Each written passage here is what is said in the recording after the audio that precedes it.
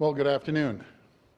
As we work through the second wave of COVID-19, now more than ever, we have to make sure our healthcare heroes have the access to critical PPE they need to keep themselves and others safe. Early in the pandemic, we mobilized our manufacturing might to make the masks, gloves, face shields, hand sanitizer, and other supplies we need. And this happened in a matter of months, not years. The response has been incredible and inspiring. Ontario businesses have moved fast. They innovated, they adapted. And now it's time for the government to do the same. We need to be smarter about getting those critical supplies into the hands of the frontline healthcare heroes. During the pandemic, I pushed our system.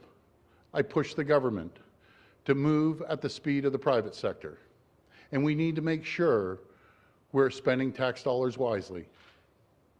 When your family is shopping, you go to a place, let's say like Costco, and buy groceries in bulk so you can save money.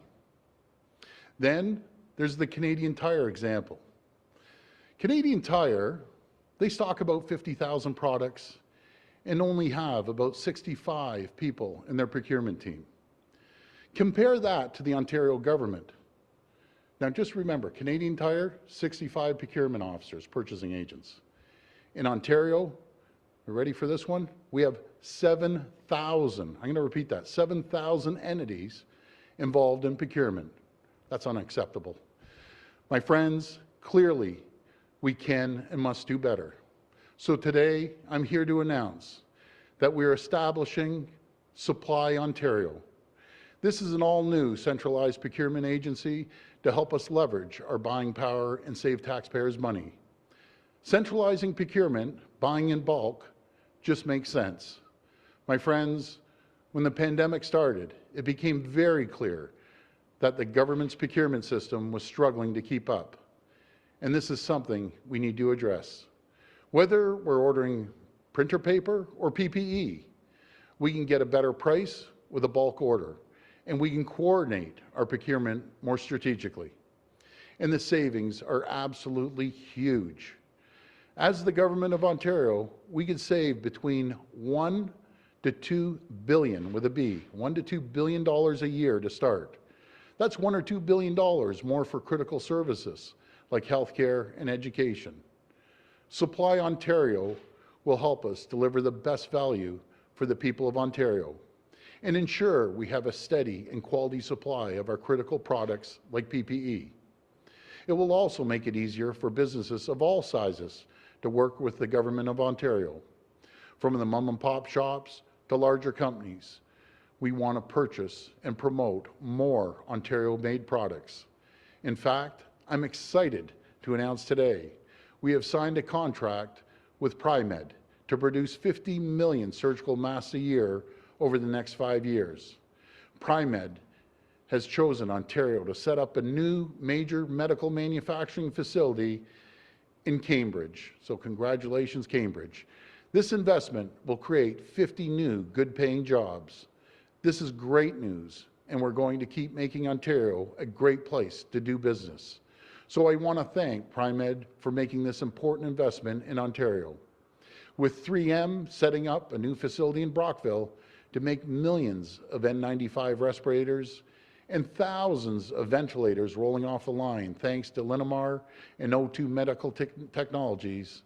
With these investments and with today's announcement, we are making sure that Ontario will never, ever be left at the mercy of other countries and leaders when it comes to critical supplies we need. We have moved mountains to build and secure our own critical health supplies for our frontline heroes. And as we face the worst of the second wave, these investments have never been more important. Minister Thompson, Minister Bethlenfalvy, and Minister Fedeli will share more details in a moment, but I want to quickly share some important news for small businesses. You can now apply for PPE grant today, up to $1,000 to purchase masks, gloves, physical barriers, whatever you need to keep your workers and customers safe. We're also opening applications today for the $300 million rebate program to help small businesses with costs associated with property taxes and energy bills. This program will help those significantly impacted by modified stage 2 restrictions or control or lockdown measures. To make the application process easier for businesses, there's now a single portal to apply for all these grants. We're building a stronger, more resilient Ontario, a province starting down the road to recovery and the best place in the world for businesses to invest and grow and thrive. Thank you, and God bless the people of Ontario. Now I'll hand it over to Minister Thompson.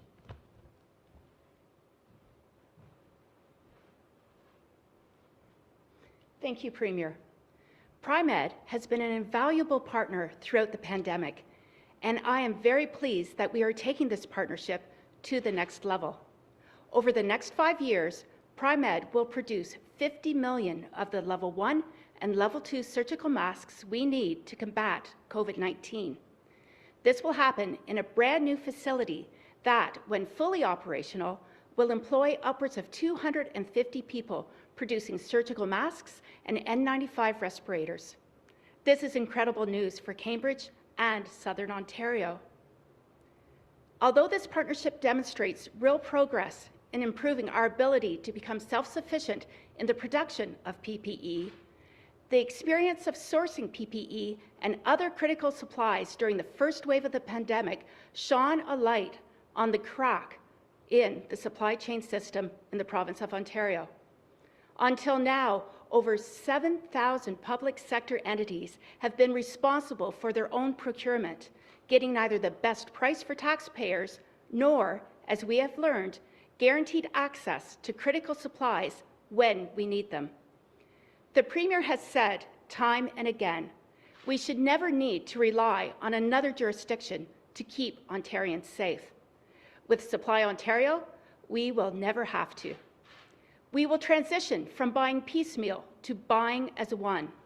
Supply Ontario will lead procurement for the entire Ontario public service, broader public sector, as well as the health sector. It will increase Ontario's buying power and deliver better value to taxpayers. All the while, it will also provide central oversight of our inventory to ensure that we always have the supplies we need when we need them in order to keep our province safe and secure. Supply Ontario is a made-in-Ontario solution that will support greater domestic production as well as drive job creation and economic growth. The new agency will open up opportunities for Ontario manufacturers and innovators to bid for projects to supply our province as they answer the Premier's call during the pandemic. This agency will revolutionize the way the Government of Ontario approaches supply management. Supply Ontario will make us more efficient and cost-effective, which will benefit all individuals, families, and businesses. I firmly believe Supply Ontario is a true win for this province, and it gives me great confidence in our strength and resilience as we look towards recovery. I will now turn things over to my colleague, Minister Peter Bethlenfalvy.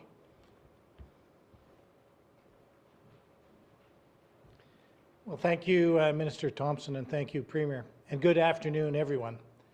Last month, Premier Ford and I launched Ontario Onwards, Ontario's COVID-19 action plan for a people-focused government. This groundbreaking plan will improve the way people and businesses interact with government, saving them time while making government operations more efficient, with the ultimate goal of providing more convenient, more reliable, and more accessible programs and services. Today, we're here to launch one of Ontario Onward's signature projects, the establishment of Supply Ontario. This centralized, streamlined supply chain agency will leverage the immense bulk buying power of our province and deliver greater value for taxpayer dollars. Aujourd'hui, nous lançons l'un des projets phares de notre plan d'action, Faire progresser l'Ontario, l'établissement d'approvisionnement Ontario. Cet organisme centralisé et rationalisé de la chaîne d'approvisionnement permettra de tirer parti de l'immense pouvoir d'achat en gros de notre province est de mieux utiliser l'argent des contribuables. It's a vital step forward in our plan to meet the needs of the public today, which means bringing government into the 21st century. We're seizing this moment to deliver government programs and services with unprecedented speed and convenience. Because in the midst of a global pandemic, one thing is for certain: the world has changed and government must change with it. Thank you. I'll now invite Minister Fedeli to say a few words.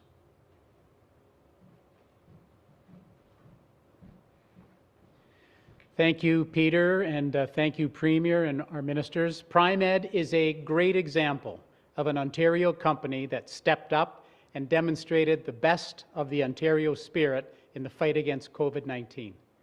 They are part of an innovation and technology ecosystem that will make the solutions of tomorrow a reality today.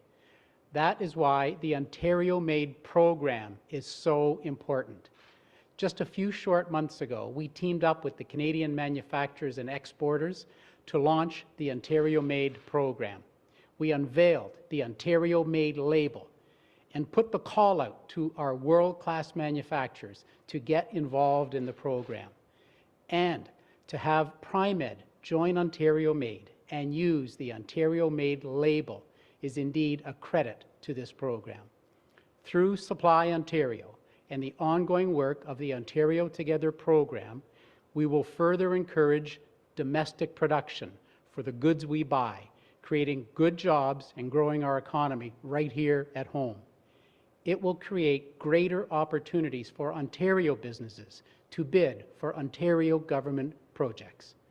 Ontario small businesses and innovators will have the opportunity to help solve targeted challenges, and there will be a focus on ensuring greater economic benefits for our own families from Supply Ontario. Our government will continue to create the conditions necessary for a competitive and attractive business climate and removing unnecessary red tape so that Ontario companies can do what they do best: innovate, invest, and grow. Thank you. We'll go to the phone line for questions. First question, please. Your first question comes from Laura Stone with the Globe and Mail. Please go ahead. Hi, Laura. Hi, Premier. There's a growing call for transparency over how your government makes decisions and who it listens to. The Toronto Board of Health today said it wants the government to release all the advice given to Dr. Williams and to your cabinet from the public health measures table and other tables. We've heard about public health staff having to sign NDAs to participate in this. So you've said you've been transparent. You said the public will see everything you see. Yep. Are you prepared to make all of this advice public? And if not, why not? Well, Laura, I don't know of any other government across Canada that's been more transparent. It's unprecedented transparency. What I know, people find out, and they find out at 1 o'clock every single day when I'm out there. We're one of the first provinces, I think us in BC, that showed modeling and dashboard. Anyone can go online, see where the ICU beds are, where the capacity of the hospitals are. They can run through the whole gamut. And I'm going to continue being transparent, because I took the belief right from the beginning of this pandemic, and I told our cabinet, our caucus, I said, anything that we know, we're coming out there in a day or the next day, and we're going to be transparent and tell the people. And a very simple philosophy: we're all in this together. I can't get through this by myself. I can't get through it with just our government. We need the people's buy-in.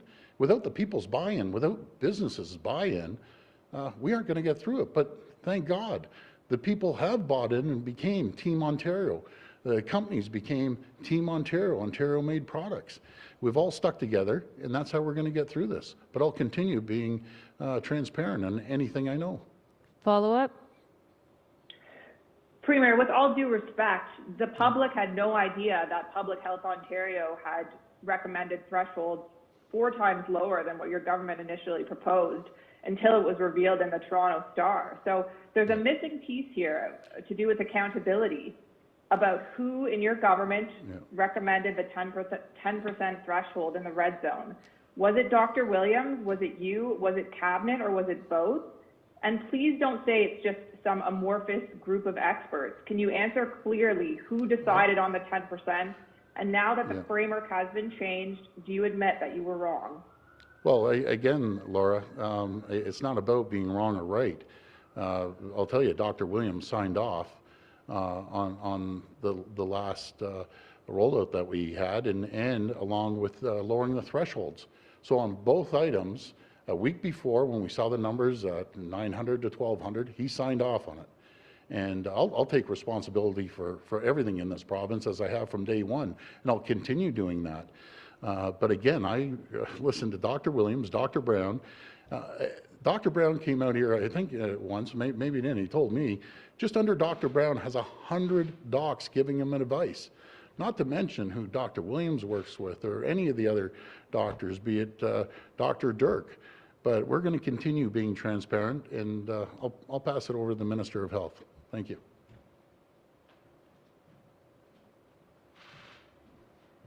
Well, we have been transparent with the people of Ontario since this pandemic began. We do have as the Premier said, the daily press conferences where you're welcome to ask us any questions about decisions that have been made.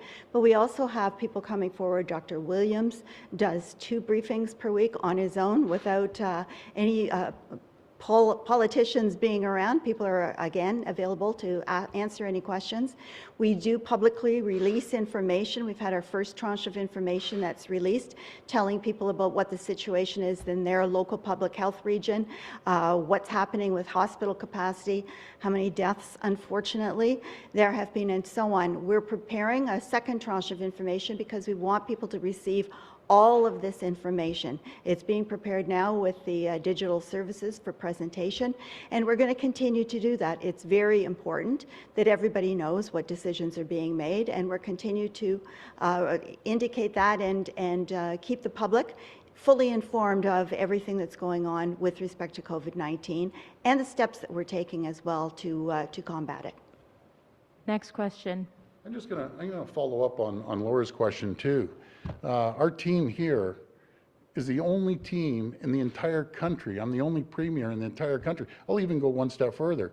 I'm the only elected official in the entire country that comes out here every single day, never missed a day, unless it's a civic holiday, but never misses a day, and takes questions from the media, and tough questions too. So I don't shy away from it at all. I'm going to continue coming out here every day, informing the people of Ontario. And I'll tell you, that doesn't happen across the country in any jurisdiction except here. So I'm going to continue being transparent. Next question, please. Your next question comes from Haley Cooper with News Talk 1010. Please go ahead. Hi, Haley. Thank you. Hi, Premier. Hi. We've heard more positive news today about a potential COVID vaccine, so we wanted to check in and ask how the provincial plan is going in terms of the distribution and storage of vaccines. So could you give us a detailed update on that, please? I'm going to pass it over to the expert, but I'm just going to throw in my comments. I always say what we talked about today, about procurement, about supply chain, logistics, I'm an expert at that. I spent 30 some odd years in the US and Canada talking, but I will pass it to the expert, the Minister of Health. But what I can tell you before I pass it, this vaccine has to be stored in minus 76 degrees or 78, and it's going to be a huge logistical operation. And we've sat down, we're coming up with a solid plan. So when the vaccine hits our dock, and hopefully sooner than later, it's out the door. It's out the door to top priority areas, be it the frontline healthcare workers, long-term care, and so on and so forth. I'll pass it over to the Minister. Thank you. Well, it's great that there is some promising news right now, both with the Pfizer vaccine, and today we heard about the Moderna vaccine, but they should be available within the next few months. But we do have an entire team at the Ministry of Health that is working on the plan for distribution, including people who are logistical experts, because as the Premier indicated, at least the Pfizer vaccine has to be stored at minus 75, minus 76 degrees. And so transportation is going to be really key, where it's going to be first delivered to and then how it's going to be distributed to ultimate vaccine locations. We also have people who are, in addition to being vaccine experts, we also have ethicists on this group to help us make sure that it's distributed fairly and equitably and to the people that absolutely need it the most. So this is a top priority for us in the Ministry of Health, because as soon as those vaccines are available, we want to get them to the people and get them in people's arms, because that's the best way to protect yourself. So we will be ready to go as soon as the vaccines are available. Follow-up? Thank you. My follow-up, Premier, we want to know how much is the holiday shopping season playing into your decision on whether to go into a lockdown? Well, nothing's more important other than the health and safety of the people. Without the health and safety, and if we continue seeing that spike go up, Haley, and by the way, another great question, two great questions, I look at the health and safety over anything else. We'll always have other celebrations, we'll always have other Christmases, but if the numbers continue to spike, as I said before, I won't hesitate in a heartbeat to lock things down. I'm sorry for a lot of the small businesses, but it's better to have a healthy and safe community than one that the virus just is totally out of control. And there's still time for all of us, and we all play a critical part, not just the government, the people out there. It doesn't matter if I put color codes of purple, pink, whatever it is. At the end of the day, we need to follow the protocols. We need to make sure that we social distance. We got to stay at home. Leave when you have to get groceries. Don't bring your family out for a shopping excursion. Go one, or if you have to, bring another person, but that's it. And again, I'll pass it over to the Minister of Health. Thank you. Well, the health and well-being of the people of Ontario is our most important priority, and that is why we are asking people to limit going out, to try and stay within your own group of people that live in the same household, to limit going out for non-essential purposes. And when large groups of people get together in places like malls, that can end up as a super spreader. So we need to be very careful about that. But of course, there are other ways that people can shop online and so on.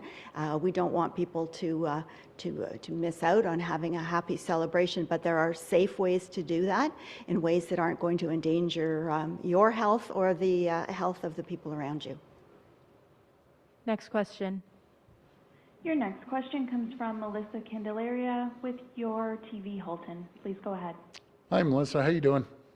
Good, thank you. Thank you, Good. Premier. I guess just further to the previous question, it was around a month or two before, back at Thanksgiving, when the province had initiated a plan or a suggestion as to how we should celebrate that holiday. Yeah. And so further to the shopping question, have you discussed what your recommendations is to our residents, Halton and across Ontario, how we should be celebrating this coming holiday? Well, we're still, what is it, about 6 weeks away still? I'm saying be cautious. I mean, be super cautious, and just make sure that we follow the protocols and not out there celebrating and having a large amount of people over to your house. We just can't have that now. But again, I'm going to pass it to the health expert. I'm passing over to the Minister of Health. Thank you. Well, people do need to be very careful, and I have had several conversations with Dr. Williams about recommendations for the upcoming holiday season. I know that people want to get together with friends and family and celebrate. All of that's important, but we may need to look at it a little differently this year. But we will be coming forward with those suggestions in the next short while so that everybody will know where they stand, because I know that people are trying to make their plans for the holidays as they're coming forward, and we are working on that right now at the ministry, so we hope to have some information for you very shortly. Follow-up? Yes, and I guess just to localize it a little bit for me here. So Sure. Not a while ago, Halton was under the microscope and potential under the old threshold and going to a modified stage 2. You had received several letters from local politicians advising against that sort of thing because compared to Toronto and Peel, our numbers weren't as high or dangerous. Having said that, with the new threshold, we have been grouped in with those higher communities such as Peel and Toronto, and I just wanted to get a more clear answer as to why, when our numbers aren't suggesting that we are, lack of a better term, as bad or as dangerous as those regions are. Yeah, so I think a lot of people I've talked to, and even out in Halton, and I'm not going to speak for everyone. I had one of the mayors text me and say, hey, I support the threshold going down. So I think, honestly, I think it was a real wake-up call when we saw the numbers potentially, and I say potentially, hitting 6,500 cases a day. It was a real wake-up call for everyone. Health is the priority over anything. Without the health of the people, we won't have an economy. So our 100% focus is going to be making sure we lower and flatten this curve that we've seen take off. Not just here, we see it around Canada, we see it around the world, and we see it in the US. And so far, you know, even though the numbers are climbing, we still have an opportunity to get our hands around this with the help of the people.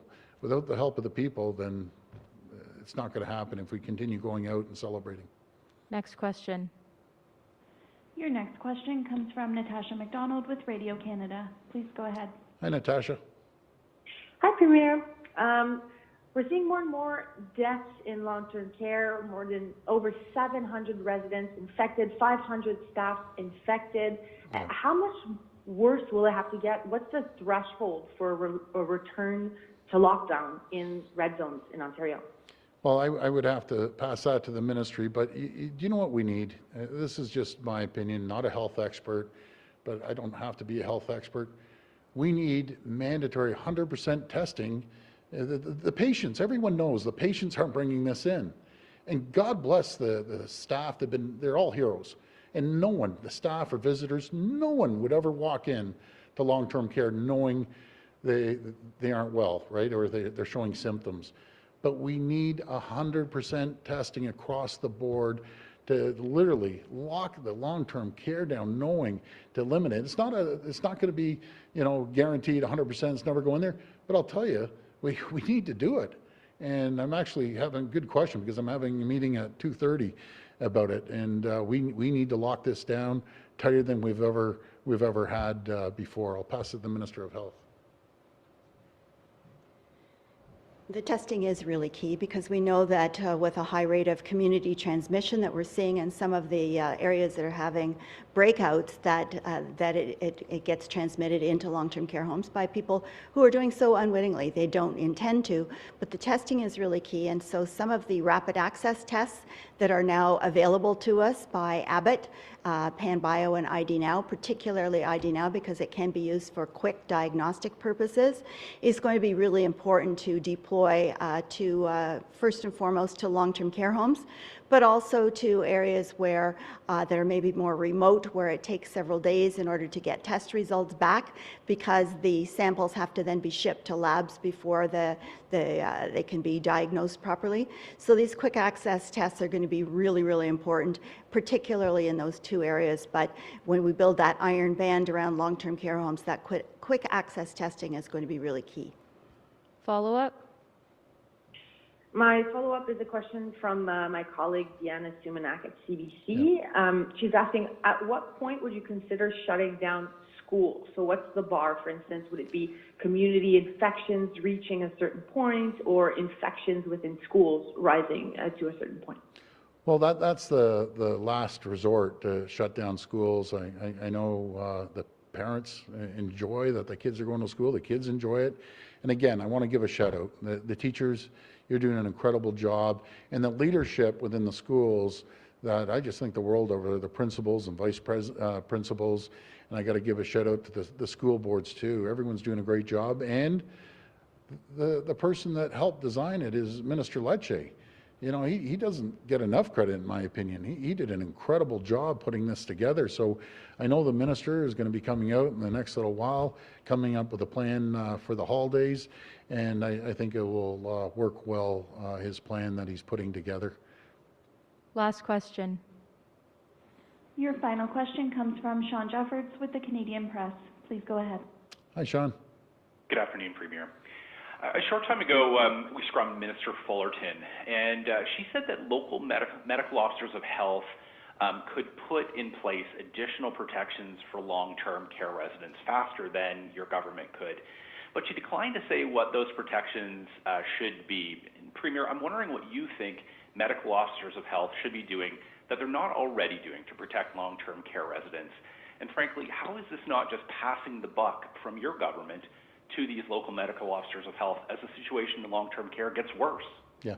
So knowing Minister Fullerton, I know her. I talked to her for an hour yesterday on Sunday, and she's fully engaged. She doesn't believe in passing the buck. Maybe she has ideas. I'll talk to her again today about it.